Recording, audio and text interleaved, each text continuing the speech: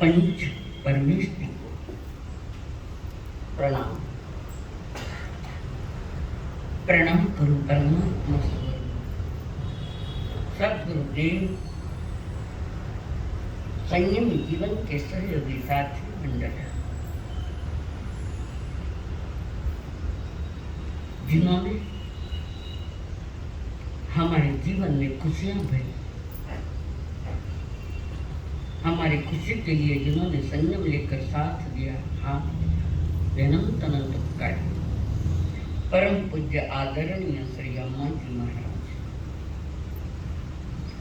जिन्होंने हमारा हाथ थामकर हमें सद्गुरु के चरणों में समर्पित किया, ये अनंत अनंत उपकारी मेरे संसारी स्वर्गस्थ पिताजी एवं स्वर्गस्थ माता जी, परमात्मा की पावन वाणी सुनने के लिए आए हुए जीवन, आप सभी के भीतर में विराजमान भगवान आत्मा को मेरा प्रणाम है। समोक्षण के बीच में बैठ कर तीर्थंकर देव ने हर जीव के कल्याण की कामना की है, हर जीव को मुक्ति मिले, संसार के सुख दुखों से मुक्त हो जाए, ऐसे गहरे गहरे सूत्र दिए हैं। महत्वपूर्ण सूत्र है उनके लिए जो आत्म विकास करना चाहता है, उनके लिए महत्वपूर्ण, बाकी हर एक के बस की बात नहीं। यहाँ बैठा हर कोई सुनेगा और स्वीकारेगा, ये कोई गारंटी थोड़ी, ये जरूर हर स्वीकार। एक खाद भी अगर सुधर गया तो मेरा तो बोलना सार्थक है, दलाली पक्की हमारी। अनादिकाल से दुख में गिरी मेरी चेतना, दुखों में गिरी मेरी आत्मा, वो जो दुख खड़ा हुआ है अनादिकाल से, किसके कारण ये दुख की यात्रा चल रही है, क्या किसके कारण है? मोहनीय कर्म सबसे खतरनाक है, और आत्मा के साथ रहने का कालमान इसका ही सबसे ज्यादा है, सबसे ज्यादा इसका है मोहनीय कर्म। और मोहनीय कर्म में भी दर्शन मोहनीय सबसे ज्यादा खतरनाक है, जो सत्य को अनुभव में नहीं आने देता, देव गुरु धर्म के प्रति पवित्र विश्वास नहीं जागने देता, और आत्मा के प्रति श्रद्धा नहीं आने देता, श्रद्धा ना रुचि आने देता है। तो थोड़ी सी जान लो कि मोहनीय कर्म की जो स्थिति है आत्मा के साथ रहने की,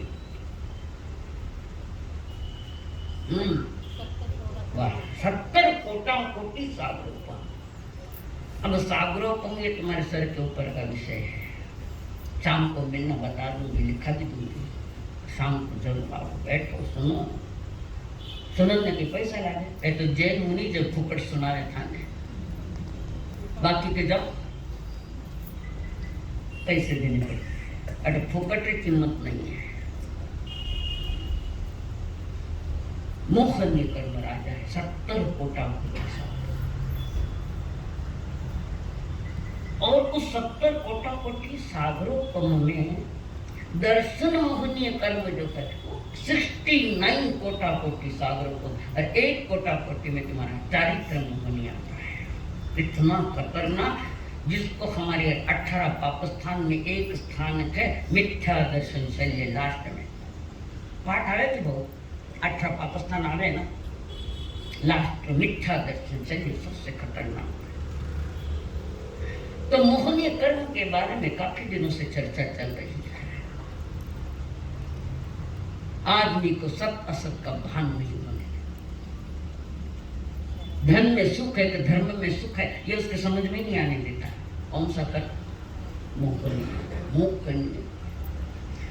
इस मोह कर्म ने हमको इतना जकड़ लिया है, ऐसा जबरदस्त पकड़ लिया है, हम चाहते हुए भी पकड़ नहीं, छूट नहीं पाए, पर छूटने का पुरुषार्थ नहीं किया है। पकड़ने का पुरुषार्थ किया पर छूटने का पुरुषार्थ इस जीव ने नहीं किया। और यह अवसर है, यही मौका है, यही चांस है। और कोई गति में तुम टिकना भी हाथ पैर पर तो कुछ नहीं है। और मनुष्य जन्म के महिमा खाली जैन दर्शन ने गाई, ऐसा थोड़ी। तुलसीदास जी महात्मा के बड़े भाग मानुष तन पाओ, देखिए बड़े भाग मानुष तन पाओ। महावीर जी कहते हैं दुर्लभ है कलु मानुष से बड़े। मनुष्य भोग की जितनी महिमा परमात्मा महावीर ने गाई इतनी किसी धर्म में नहीं है। बड़ी महिमा। इस मोहनीय कर्म की चर्चा में आज पुनः एक बार नो कषाय चारित्र मोह की चर्चा करेंगे। जो कषाय तो नहीं है, कषाय तो नहीं है, पर कषाय से भी भयानक है। ये नौ कषाय चारित्र मोहनी है, जो जीव को एप्पल कर देता है, भयानक है। और ये नौ कषाय चारित्र पहले का कि कषायों को भड़काने वाली ये नौ कषाय चारित्र है। लालू वार करे, सामने वार नहीं करे, और लालू वार करे वो कायर है, कायर है। और सामने से हिम्मत करे वो शिववीर है। तो नौ कषाय चारित्र मुक्ति की जो बात हमने की, आप उसमें से और एक प्रकृति की चर्चा करेंगे। भयानक है जुगुप्सा। समझे जुगुप्सा क्या है? जुगुप्सा किसी गंदे जीव का भरा हुआ शरीर से सारा उसके प्रति घृणा करना, मुनिराजों के मेले कपड़े देखकर घृणा करना, कोई घर में रोगी भयानक है उससे भी घृणा करना, परिजन है बीमारी इससे घेर ली, बदबू भी आ रही है, हम घृणा करते हैं उससे। यह जुगुप्सा कर्म महाभयानक है। कितनों के प्रति घृणा की, जन्मदाता के प्रति भी तो घृणा की नहीं करी, परिजनों के साथ घृणा की, हो सकता है धनवानों के साथ भी घृणा की, हो सकता है मित्रों के साथ भी घृणा की, हो सकता है सुअर को देखकर भी घृणा की, जो नाली में जाकर बाहर उसको देखकर घृणा करना। बस ये मोहनी कर्म ने जकड़ लिया है। चिंतन, तुम भी तो अनंत की बार सुअर बन के रहे थे, नहीं रहे? सुअर की योनि में नहीं, हील से नाली के कीड़े नहीं बने हम लोग, अब भूल गए, भूल चुके हैं उस स्थिति को हम। ज्ञानी लोग तुम्हें बार बार याद दिला रहे थे। ये जुगुप्सा जो कर्म है, नो कषाय कर्म, इस जुगुप्सा में लगभग ज्ञानी छूटे हैं। सम्यक दृष्टि खाली आगम का ज्ञान का विषय नहीं है, सत्य के साथ वो आगम का जो अनुभव करता है वे ज्ञानी है, सम्यक दृष्टि है, वो घृणा नहीं करते। कारण समर्थ दंसे न करें पाओ, आचाराम सूत्र का सूत्र है, शुरू में कहीं तुले आता है। सम्यक दृष्टि आत्मा वो पाप नहीं करता जिससे अनंत संसार खड़ा हो गए, वो पाप सम्यक दृष्टि नहीं करता। पाप तो उनसे भी होते हैं, पर अनंत संसार का कारण नहीं बन पाता, कारण सत्य उनके अनुभव में आ गया, सत्य को जान लिया है। ज्ञानी जन कह रहे हैं जो जुगुप्सा ये क्यों बंधता है? बंधने के कारण बोलो, चतुर्विध संघ की निंदा सुनने से ये कर्म बनता है। किसी के साथ भी घृणा करने से, सदाचारी की निंदा करना, घृणा करना, कोई सज्जन पुरुष भी नहीं है कोई जो घृणा करता है, सदाचारी उनकी निंदा करता है। और ये रोग आजकल साधुओं में भी बहुत फैल गया है, बहुत फैला हुआ, साधुओं में भी फैला हुआ। एक दूसरे को फुटिया से नहीं देते, वाह साधु बनिया, दुनिया को ठगोगे नहीं ठगोगे, पर तुम्हारी आत्मा तो ठगी जा रही है। प्रभु का मोहनीय कर्म का इतना पकड़ा है हम पर, और मटेरियल तैयार कर रहा है, नया नया और मटेरियल तैयार कर रहा है। पहले की गंदगी तो निकली नहीं, नई गंदगी लेकर बैठ गए। और प्रति समय, एक समय में ऐसा नहीं है कि ये कर्म नहीं बंद रखे, प्रति समय किसी की बदनामी सुनने से और आनंद आता है। अच्छो बस बुला लिया मेहमान को अपने घर में, अन्ना जी से बैठा हुआ मेहमान तुम्हारे घर में बैठा है, और नए मेहमान, जगह तो नहीं ऐसी हो गई, और नए मेहमान लाकर बैठे। घृणा भाव फैलाने से घृणित विचारधारा, घृणित वाणी और काया से भी घृणित कार्य। परमात्मा ने कहा योगः सुकौशलम्, योगः कर्म सुकौशलम्, यानी कह रहे मन वचन काया से तुम कुशल कर्म करो। कौन से कर्म? कुशल कर्म करो, अकुशल मत। अकुशल तो करते आए ना, हो भी रहे। ज्ञानी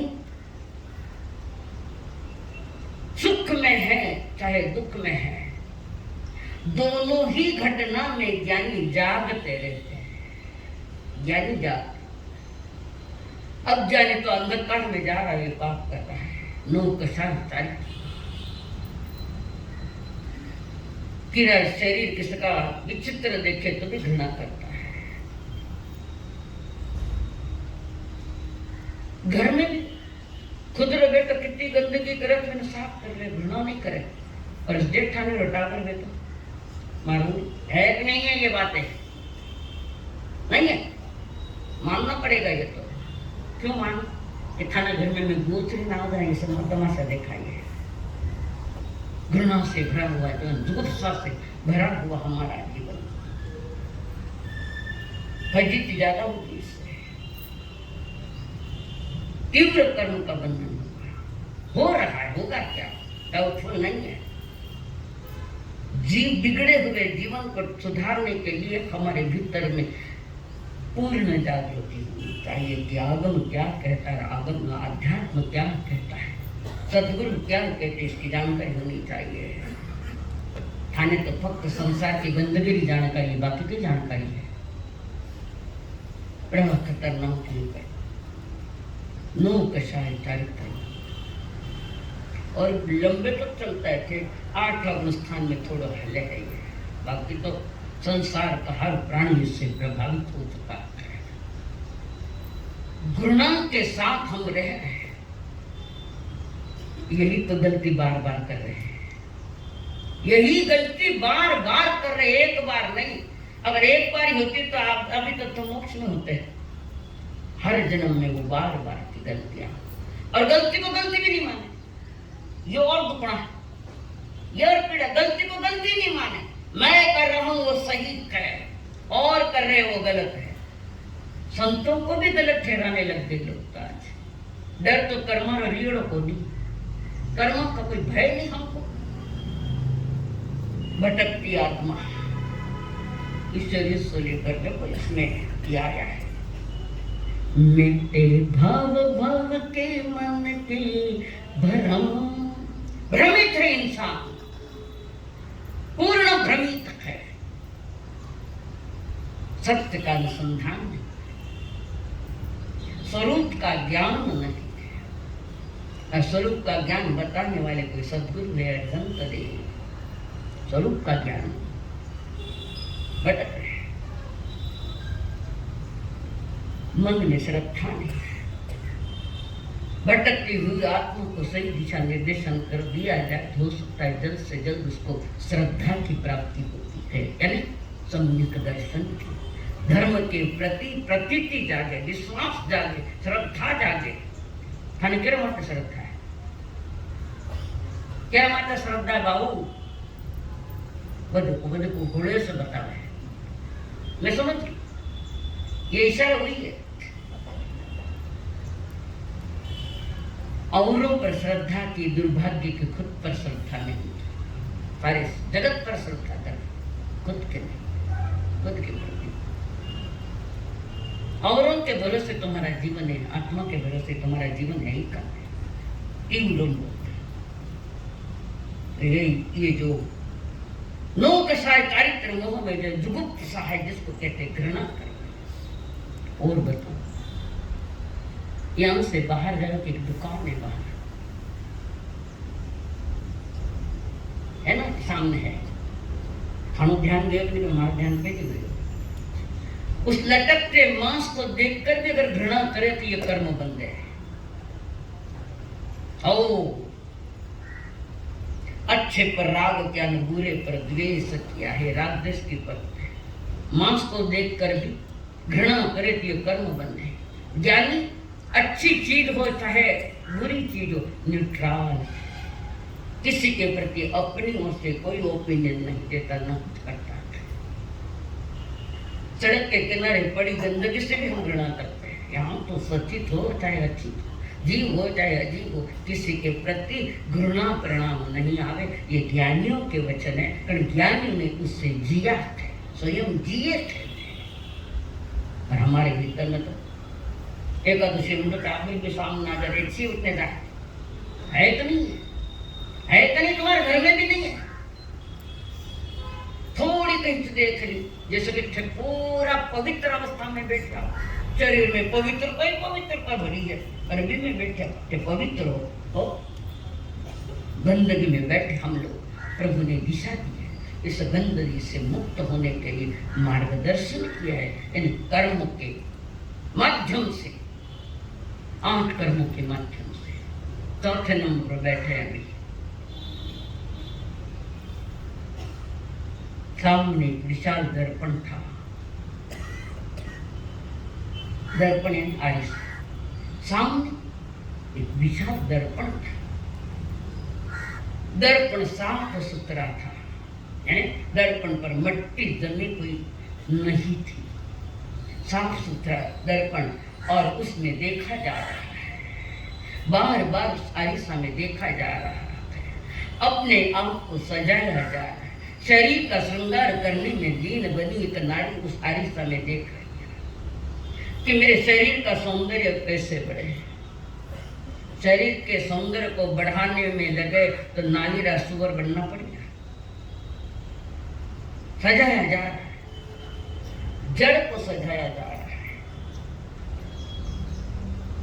बार बार घेने बदलती है, ये अच्छा लगता है, वो अच्छा लगता है क्या, बार बार बदल रही है घेने, ये अच्छा नहीं लग रहा तो दूसरा लगा दिया, दूसरा लगाया, तीसरा लगाया।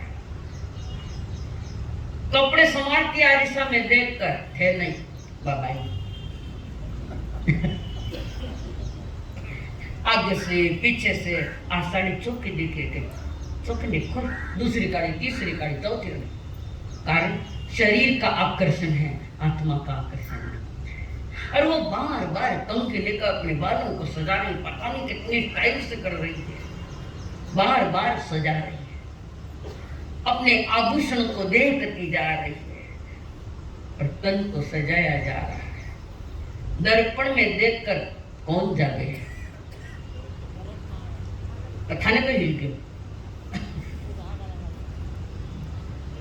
धर्म स्थान में भी हम कैसे कैसे कपड़े पे जगमगाहट, ये जगमगाहटियां शील और शालीनता का स्थान ही है। आत्मा को सजाने का यह अवसर है। चेतना को चिंतन में ढालकर स्वयं चेतना की रक्षा और चेतना का सौंदर्य बढ़ाने का काम करते तो सद्गुरु करते, और कौन करेंगे। और वो बार बार शरीर को सजा रहे हैं, हर एक के आंख का आकर्षण बने। कई लुगाइयां बाजार में नहीं जाती सज कर, उनके लिए एक स्थान का उनका अपना कमरा जहां देह को सजाया जा रहा है। घर में बैठे फिर तो फटोड़ी साड़ियां पेरन बारे जावे के बताओ साड़ी थी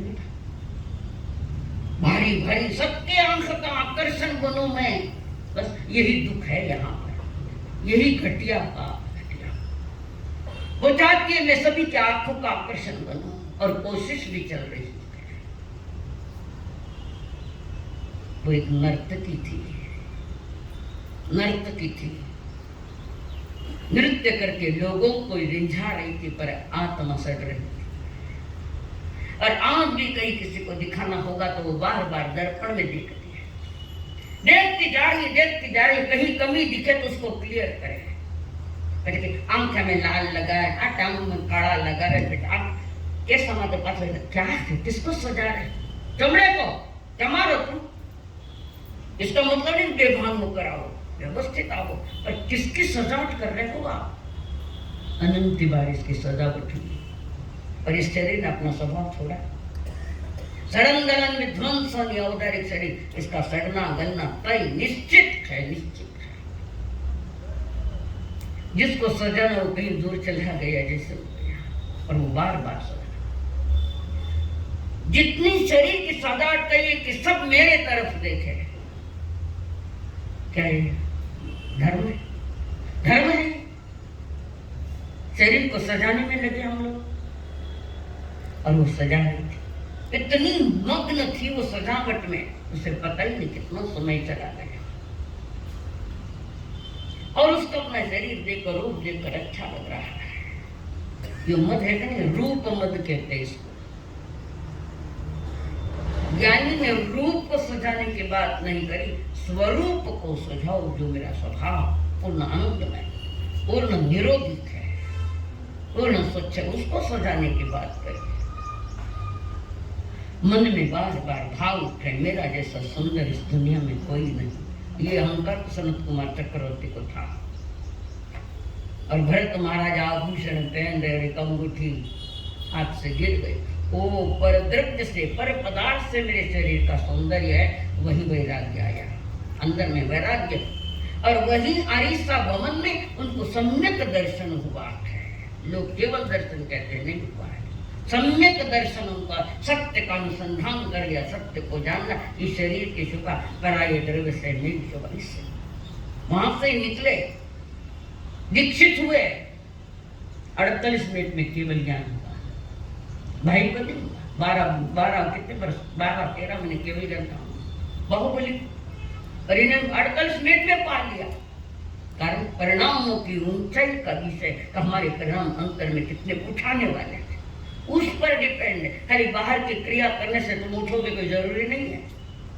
परिणामों में पवित्रता, भरत महाराजा के 48 मिनट में केवली बन गया। शाणी बन जाओ 48 मिनट में, तो ही बनोगे। सज्जनता का जन्म तो होवे कम से कम, फिर अगली बात है। और वो आरिसा में देखते रूप का निखार कर रही है, रूप को देख कर भीतर में एक आनंद मना रही है। इतने में उस आरिसा में एक दूसरा रूप टकरा गया, उस आरिसा में।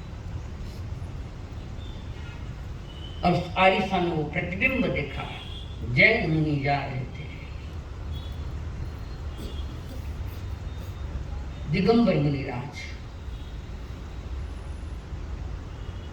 उस आरिसा में उनका प्रतिबिंब देखा, घृणा थी। मेरे सौंदर्य के बीच में कौन आकर टकरा गया, बीच में ये गंदा आदमी। घृणा कर ली, शादी नहीं, भयानक घृणा कर ली, भयानक कर्म बंधन किया। और वहां से मुनिराज तो चले गए अपने, मैंने क्या लेना देना है किससे। और उसको बार बार पुनः पुनः याद आ रहा है। जिसको याद नहीं करना, बोझ याद ज्यादा आता है। जिसको भूलना चाहिए उसको तरोताजा कर रहे, याद कर करके। खाली घड़ी याद आ रहे, खुद भी तो याद ही करे, थानी घड़ी याद आ गई, याद आ सामने रहना, लड़े दूर जा रहे, थानी घड़ी याद आ गई, आओ नहीं आवे जो कोई छोको है। थोड़ा समय, लंबा समय नहीं बीता, थोड़े ही समय में जिसने मुनिराज को देखकर घृणा की, शरीर में अचानक परिवर्तन आने लगा। कर्मों के फौरन आया, शरीर में परिवर्तन आने लगा उस नारी के, जो रूप निष्ठ थी और रूप के पीछे पागल बनी हुई थी। ये विश्व सुंदरियां क्या है? विश्व सुंदरियां कई भारत में कई क्या सुंदरी कई थी क्या है, जो कुछ समझे न मालूम है, अपना नहीं तो नहीं मालूम। पिक्चर में भी देखते ना, पिक्चर सुनने के लिए नहीं जाते, टेढ़ा देना है, कैसी साड़ी है, क्या क्या श्रृंगार है, इन वास्ते तो जाओ थे। देखती कम है, देखती ज्यादा है, सुनती कम है। क्यों? अपने को भी वैसे बनाना है, और बनाने के पहले शरीर ऐसा हो गया तो क्या करोगे? क्या करोगे? तो वो देख रहे उसके शरीर में, देखते देखते परिवर्तन हो गया, कोड फूट गया। कोड किसी एक महत्वपूर्ण नारी की मैं घटना बता रही हूँ। कोड फूट गया, हाथ में से खून झरने लगा, पी पाने लगा, आजू बाजू में बदबू आने लगी उसकी। ये शरीर ऐसा है। मेरे पर भी बीती थी, कोड नहीं था। एक जख्म पांव में हुई थी, ध्यान ही नहीं दिया। तो क्लास में जब मैं बैठती थी तो सहेलिया कहती उधर बैठो, बास आ गई, चलिए। उधर एक शरीर ऐसे, उसके निशान तो आज भी मेरे पांव पर है, प्रत्यक्ष प्रमाण बता रही। कोड बदबू आने लगी। हजारों चाहने वाले आज एक भी नहीं है, हजारों चाहने वाले थे इसके, और रूप रस का पान करने के लिए हजारों चाहने वाले थे। आज कोई कौन चाहे? आज बताओ, कौन चाहे? कोई चाहता है? कि सारे शरीर में कोड़ फूट गया तो अलग व्यवस्था कर दी, या कोड़ियों के अस्पताल में ले जाकर रख दिया। ये संसार का ऐसा ही है। मशहूर जमाना हो जो हुस्न नमकी से, दिल छीन लिया करता है हक शक्ले हंसी से। मशहूर जमाना हो जो हुस्न नमकी से, जैसे सब्जी में रोटी में नमक बराबर हो तो रोटी अच्छी लगती है, ऐसा ही है। नमक डालने से स्वाद बढ़ता है। उस समय जब शरीर सुंदर थे, स्वस्थ है, दिल छीन लिया करता है जो शक्ल हंसी से। उसके हो कोई जख्म या कटे जिस्म कहीं से, उसके हो कोई जख्म कटे जिस्म कहीं से। फव्वार फूटे पीप का और खोका कहीं से, देखे न नजर चाहने वालों की पलट के। खतरनाक है। देखे न नजर चाहने वालों की पलट के, मक्खी के सिवा और कोई पास न फटके। मक्खी के सिवा और कोई पास न फटके। नहीं, ये दशा है। दूसरा देख कर तो सुधर जाओ थोड़ा। मनुष्य जन्म के मेहमान है। गांव वालों ने तकरार की, नगर पालिका बहुत बदबू आ रही है, की तो जिंदगी बहुत बदबू आ रही है। खटार में डाला, खेत में डाल दिया, ऐसी जगह तो जहाँ कोई देखने वाला नहीं, हवा नहीं, कोई खिलाने वाला नहीं, कोई कुछ देने वाला नहीं। पानी पानी के लिए वो भी तड़पती है, उसकी दशा है। बहुत प्रयत्न करा पर दुर्गंध बढ़ती गई, बढ़ती गई। और वहां से वो आयुष्य पूरा करके मच्छी मार के घर में जन्म लिया उसने, उस जीव ने जो रूप निखार रही थी। आज देखो, मछली मार जो मछली का व्यापार करता है उसके घर में जाकर जन्म लिया।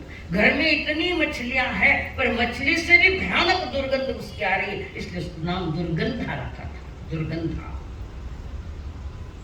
परिवार वाले वो स्मेल सहन नहीं कर पाए, उसको उठा डाल दिया कहीं तो भी और जगह, मरे या जिए। ऐसा ही संसार है। स्वरूप को समझो तुम, मैं हार्डली कह रही हूँ, समझो इस बात। परिणामों में पवित्रता लाओ, परिणामों में किसी से घृणा मत करो, दुख समझ करो, चाहे कोई भी। जिस रूप से रस निकलता था आज वही शरीर कुरूप हो गया, खराब, कोई नहीं पास में। तो एक मच्छी मार के घर में जन्म लिया तो मच्छी मार वालों ने उसका नाम दुर्गंधा रखा और फेंक दिया। एक ही घटना होती है संसार, हम देख रहे हैं। जिस शरीर पर परफ्यूम डाले थे, इत्र डाले थे, कितने कितने प्रकार के गहनों से सजी। सच्चा गहना तो है तुम्हारा सम्यक दर्शन ज्ञान चारित्र, ये सच्चा गहना है, ये स्वरूप का गहना है। ये तो गहने से अनंत की बात सजाया है। जिसको प्रिय करके रखती थी, प्रिय का परिवर्तन हो गया तो थाने परिवर्तन नहीं हो जाते। काला धोड़ा है क्या ना बहुत परिवर्तन आया कि नहीं? अब अच्छा काल लगान कालो करो तो कोई वो परिवर्तन नहीं होगी, ये ताना नहीं है। प्रिय का परिवर्तन हो चुका, रूप राशि की वो षोडशी आंख तड़फ रही है, तड़फ रही। वहां से दुर्गंधा से वो जीव आयुष्य पूरा करके कुतिया बनी, कुतिया। पर अनादि के संस्कारों के साथ काम राग में उसने भी बच्चे दिए, कुतिया ने बच्चे दिए और अपने बच्चे की व्यवस्था करी कि जहां पे खंडहर जगह कोई बच्चे को मारे नहीं, करे नहीं, सुरक्षित बच्चों को रखने के लिए एक खंडहर जगह में उसको रखा और उसने बच्चे को जन्म दिया तो वो खंडहर आके उस पर गिर गया, बच्चे सहित मां भी मर गई। वहां से आयुष्य पूरा करके वो कुतिया सुअर के रूप में गई, सुअर के जन्म में गई। देखो कैसी भटकी आत्मा, कैसी भटकी। क्या लोग भटकती आत्मा को नहीं, भटकती नहीं तो भाई थोड़ा से लाज में भटक तो रही, ये भटकती आत्मा नहीं है तुम्हारी। क्यों भटकाया? हमारी अज्ञानता ने हमें भटकाया। वहां से जहां उसने 12 बच्चों को जन्म दिया, वहां आग लग गई और आग में सभी स्वाहा हो गए, मां सहित सभी स्वाहा मर गए। वहां से आयुष्य पूरा करके गधेड़ा जन्म में गई। गधो गधो इंग्लिश में था, इंग्लिश में समझ कह क्या भाई गाँव के निकलता गाँव में कह मेरे को आता है थोड़ी समझ मुझे मैं तो नाटक कर रही हूँ, मुझे कुछ नहीं आता है, तुम्हारा नाटक नहीं समझा। तो वहां पर वो गधड़ी की जन्म डंकी की तरफ भी कोई आकर्षित हुए, उन्हें पानी पिलाया था। एक गधा तड़फ रहा था पानी के लिए और दूर से पानी लाया था। उस गधे को देखकर, जिसमें उसने गधेड़े में भी परमात्मा की छवि देखी, तो दूर से लाया हुआ पानी उस गधेड़ी को पिलाया। कौन थे वो? एकनाथ महाराज।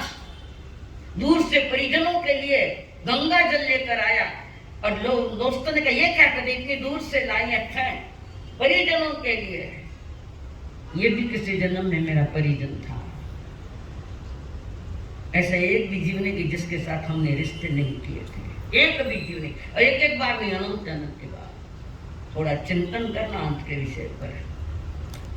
ऐसे जन्म मरण करती हुई वो आत्मा जो पाप के उदय में विचित्र दशा है जिसकी,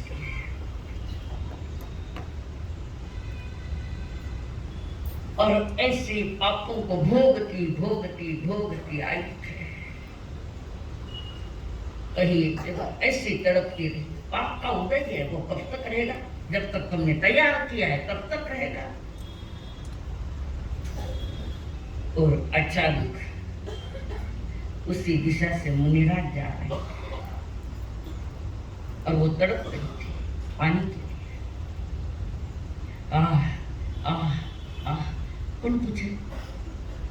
कौन पूछे?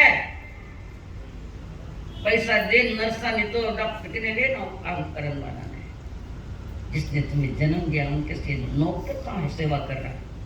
नर्स सेवा कर, खाने का नहीं कर। घृणा न दे। देखो घृणा का परिणाम क्या है। वो जन्म मरण करते जैसे वहां आई करो मुनिराज जाए, वहीं से जा उसका दुख दर्द सुन लिया। मुनिराज वहां पहुंचे, वो बाई वहां सोई तड़प रही। कौन? उसने पूछा कौन? मैं वही हूं जो तुम्हारे आरिसा में टकराया था, दिगंबर मुनिराज। समझो बहना, मनुष्य समझो, समझो। आग पहला ही जैसा जीवन है, कोई श्रृंगार नहीं और कोई चेहरे पर चमड़े की कोई चमक नहीं, वही मुनिराज वहां। पहले दिन से घृणा की, आज उनके साथ घृणा भाव नहीं, पवित्र भाव है। उस मुनि के प्रति आदर भाव है। पहले घृणा थी उस भाव में, इस भाव में वो आदर करती जा रही है मुनिराज का। उन्हें ही देख रही है जमाने में जिसके साथ उसने घृणा की थी, जिस दर्पण को देखकर थूकी थी, घृणा की थी। परिणाम स्वरूप वो दशा हुई। मुनिराज कह रहे श्राविका बहनों, गलती तुमने करी तो समझ नहीं, रूप का रस ले रही थी, स्वरूप को भूल चुकी थी। शरीर का रस लेती, सुंदर सौंदर्य। आज सुंदर दिख रहा, हो सकता है कोई फपोला आवे और डॉक्टर कहे कि कैंसर हो गया, नहीं अलग रखो उसको। तो थाना अति प्रिय था, थाना बिना जीवा नहीं, थाना बिना खावा नहीं, थाना बिना रह नहीं सका। आज कहाँ है, कहाँ है? सत्य समझो। इसका मतलब सबको घर से बाहर मत निकाल देना, सबके साथ रहो, पर हाथ तो स्वरूप का पकड़ो, स्वरूप। मुनिराज उसको समझा है। आज उसकी जो दृष्टि है, वो जो दुर्गंधा थी वही पहले वाली, आज उसकी दृष्टि स्वरूप की ओर जा रही। जिसके प्रति आदर भाव नहीं रहा था, घृणा की थी, आज उन्हें पवित्रता की नजरों से देख रही, सत्य समझ में आ गया। स्वरूप की ओर ले जाने वाली बातें गुरुदेव कर रहे, सतगुरु करे, मुनिराज कर रहे हैं। उस समय शरीर का आकर्षण था, आज शरीर का आकर्षण नहीं। शरीर के साथ कोई अपनापन नहीं है। आज तो अपने गुरु के प्रति समर्पण है। पहले आरिसा में अर्पण थी, आज सतगुरु के चरणों में समर्पण है। सब कुछ बदल गया, परिवर्तन तो है ही है, सब कुछ बदल गया। लोग भविष्य देखते, हमारा आगे पे हुई था, देखे नहीं, देखो भविष्य देखते हैं। परमात्मा महावीर कहते हैं भविष्य में कोई निर्णय नहीं पड़ सकता। अतीत और अनागत, अनागत ने जो आया नहीं, अतीत और अनागत के बीच में जो वर्तमान है हमारा, वहां निर्णय लिया जाता है। भविष्य के माध्यम से सम्यक दर्शन नहीं पाया जाता। पत्रिकाओं के माध्यम से, कुंडलियों के माध्यम से भविष्य से सम्यक दर्शन का कोई संबंध नहीं है। सम्यक दर्शन का स्रोत नहीं बनता। ना अतीत तो गया चला गया, भविष्य में भी सम्यक दर्शन और कुंडली का कोई संबंध नहीं है। ये कुंडली कई बताए, खरो कुण बतावे, कुण के नाराज करो, यदि पूरा आवे भी नहीं आवे तो भी अच्छी बात कर, गलत थोड़ी सी सही बात कह दे तो ये कि हमारा समझे क्या, पर दूसरा ने बताना क्यों? सत्य सुनने की तैयारी नहीं, हमारी सत्य को जानने की तैयारी। सम्यक दर्शन का स्रोत बहता है तो सिर्फ वर्तमान, उसका उसका कोई संबंध नहीं। वर्तमान में जो जागृत रहता है, सिद्धांत तत्वों और जीवों के प्रति, प्रभु के वाणी के प्रति जो जागृत होता है, उसको प्राप्त होता है वो रूप और आज का स्वरूप। दर्पण में तो रूप को निहार रहे थे, आज स्वरूप को निहार रही है। जैनाचार्य बात रखी, सम्यक दर्शन का संबंध सिर्फ प्रेजेंट, वर्तमान, आगे नहीं। हाँ, वर्तमान में पायलट आगे चलेगा, पर भविष्य में सम्यक दर्शन होगा। ये कुंडली में छोड़िए, बताओ एक तो बताओ वो कुंडली देखी और तुम्हारे सम्यक दर्शन की बात रखी, एक तो भी बताओ, नहीं है वो। तुम्हारी सोच अलग है, सम्यक दर्शन का कार्य कुछ अलग है। तुम भविष्य देखते हो, क्या है भविष्य में जो कुछ मिलेगा वो वर्तमान में हो सकता है, भविष्य में वो चला जाए वापस। गया जैनाचार्य कहते बहना, पुण्य पाप फल माही हरख हरक बिलखो मत भाई। पुण्य का उदय है, पाप का उदय है, बस ज्ञाता दृष्टा बनो, न्यूट्रल बनो। ये भी आया तो ये भी जाएगा, और पुण्य आया तो ये भी जाएगा। यह रुकने के लिए है भी कौन है? पुण्य पाप माही फल माही हर्ख बिलख मत भाई। यह जड़ की पर्याय है, यह पुद्गल की अवस्था है। शरीर जड़ है, सारे दृश्यमान जगत सब पुद्गल की माया है, और पुद्गल का स्वभाव ही सड़न विध्वंस है।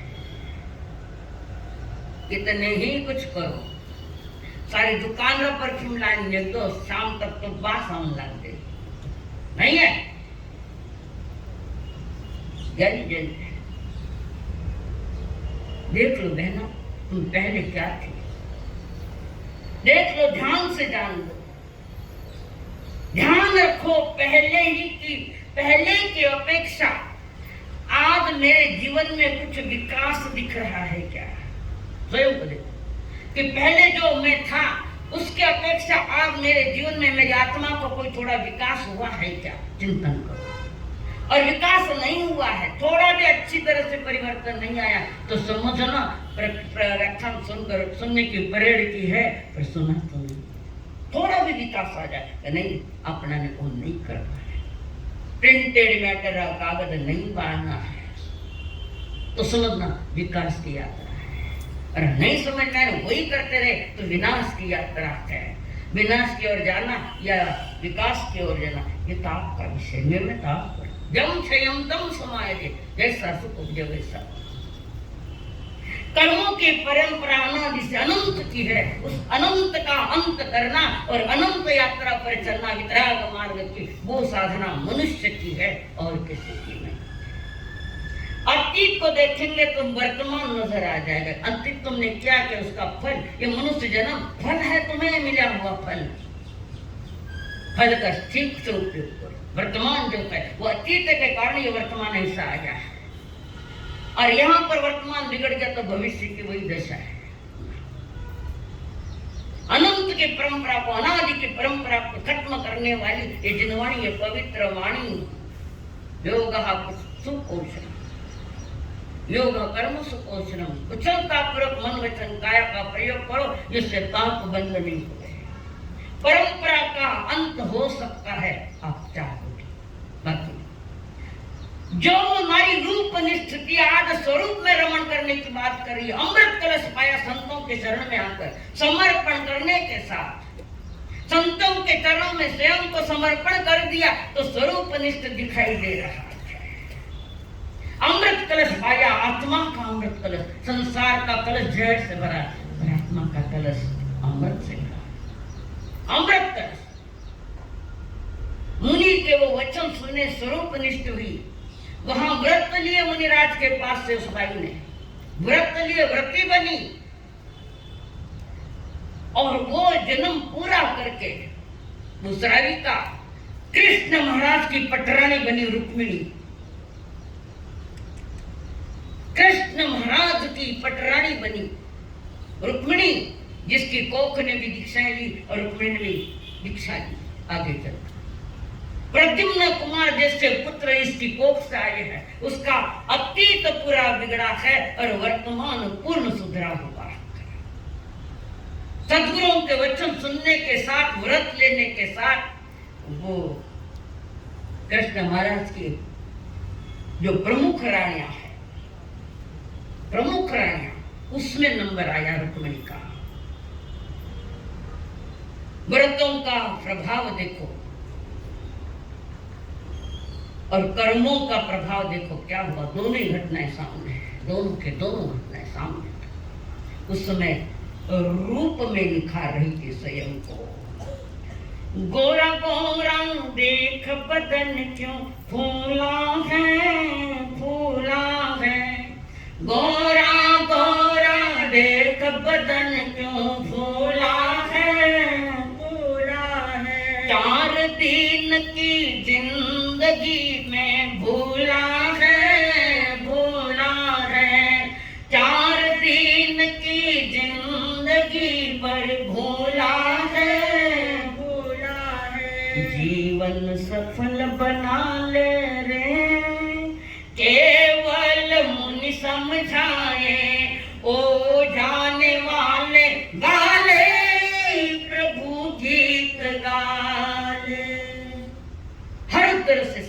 किए, ऋषियों ने, संतों ने, प्रभु ने। बस्तियां बस जाती है, बस्तियां बस जाती है और उजड़ भी जाती है।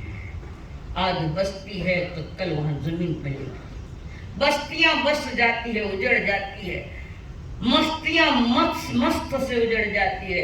उस जिंदगी का क्या ठिकाना, उस जिंदगी का क्या ठिकाना है दोस्त।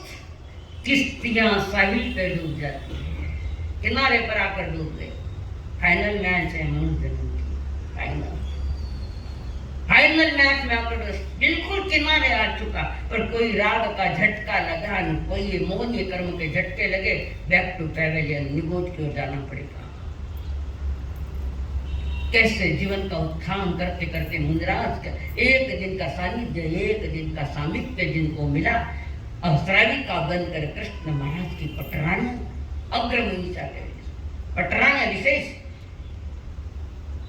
और जिनकी कोख भी इतनी पवित्र, प्रद्युम्न कुमार जैसा पुत्र मिला जो मोक्ष में चला गया, चकट गया, बोलन कर गया। हाँ, कहाँ जाना है तुम्हें? बैक टू पैवेलियन करना है क्या? समझता है।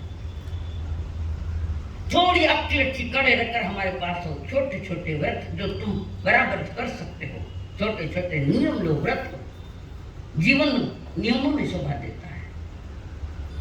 जिसने अपना जीवन बिगाड़ लिया, जो नियमों के साथ नहीं चल रहा, वो बंजारा जाकर राजा को कह रहा है,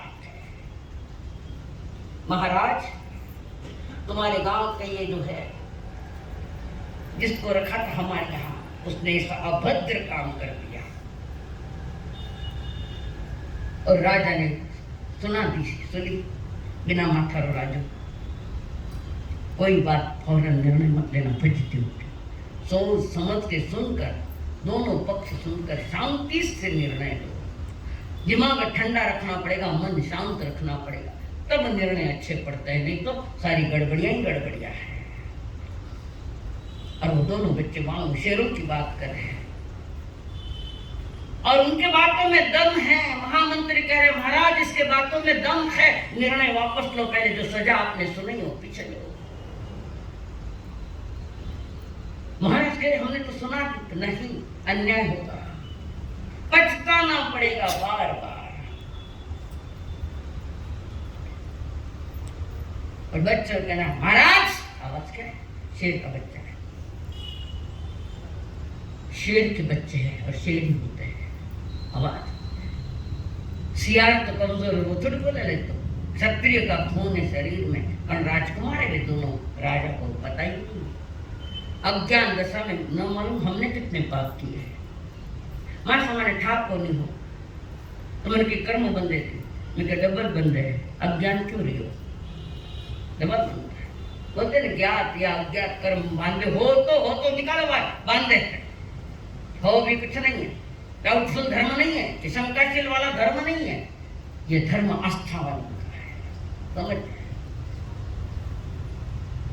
बच्चों ने कहा महाराज ठीक से न्याय करना नहीं आता तो हम बताते न्याय कैसे करना। वो राजा और बाप बन गए दोनों लड़के, और राजा को कुछ लग रहा है कि अलग ही आवाज, शूरवीरता के लक्षण जिन्हें भाषा में क्षत्रियपना है, निकाली खड़क बच्चों ने। किसके सामने? राजा ने। और कौन है?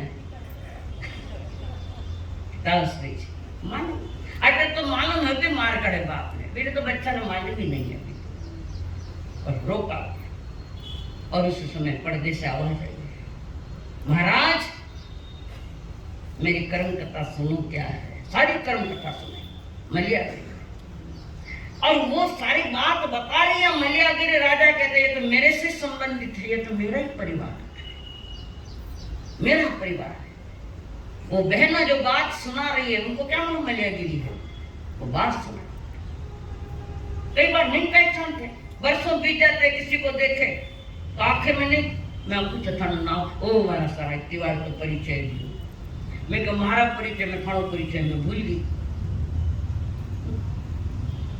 अपना परिचय, अपना तो फिर अपना की है, अपना घर तो अपना ही घर है, मेरा घर है। लोक का अंत जो सिद्ध सिला के आ गए, वो मेरा है। ये तुम्हारा घर थोड़ी है। ऐसा कई घर छोड़िया, कितने घर छोड़े, अनंती बार छोड़ गए। एक बात, एक ही घर बनाओ जो बार बार बदलना नहीं पड़े। किराया मकान में कट तक रहे, वाला अपने घर का ढूंढो वो है। मोहनी कर्म के साथ थोड़ा थोड़ा साथ, जिन्होंने पहले 1 माह तक बड़ा क्रोध करना है, ऐसे नियम लिए थे।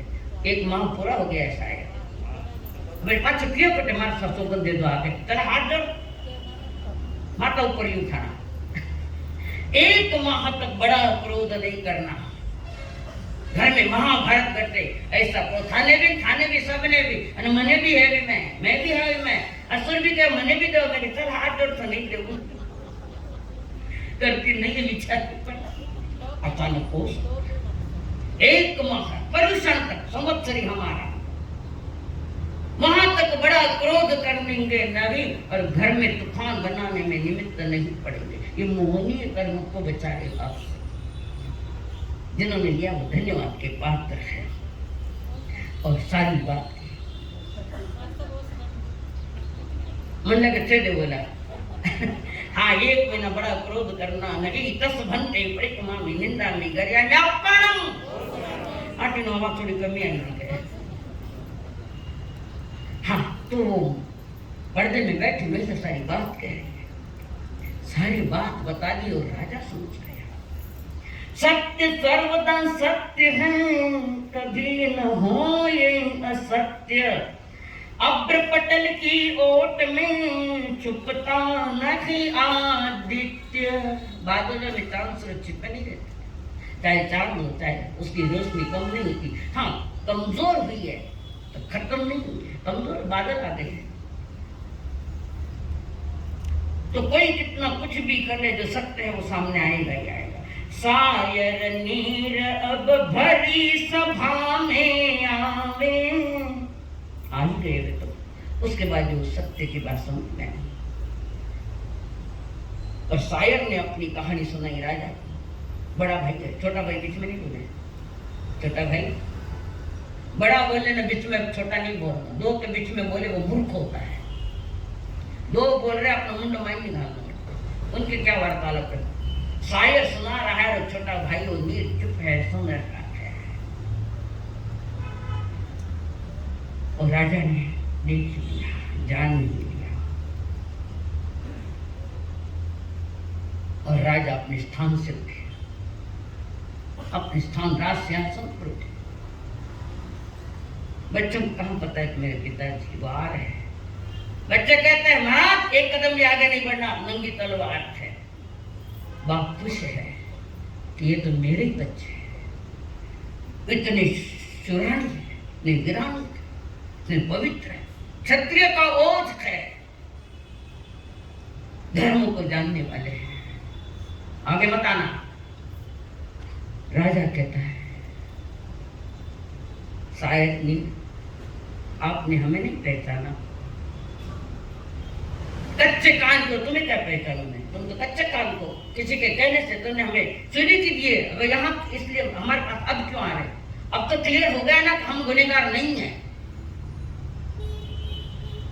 राजा चंदन ने कहा शायर हम तुम्हारे पिताश्री जी हैं, हम आपके पिता थे, और जो अंदर पर्दे में बोल रही है वो मेरी धर्म पत्नी है, तुम्हारी माँ है।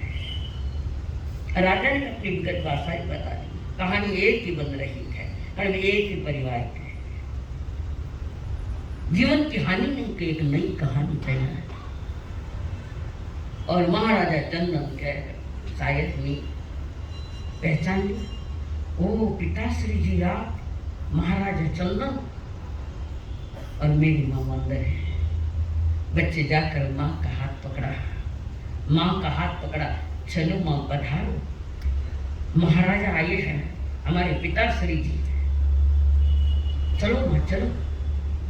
पिताश्री जी के पास जाएंगे। संकल्प हो हमारा इंसान हम बनेंगे, संकल्प हो हमारा इंसान हम बनेंगे, इंसान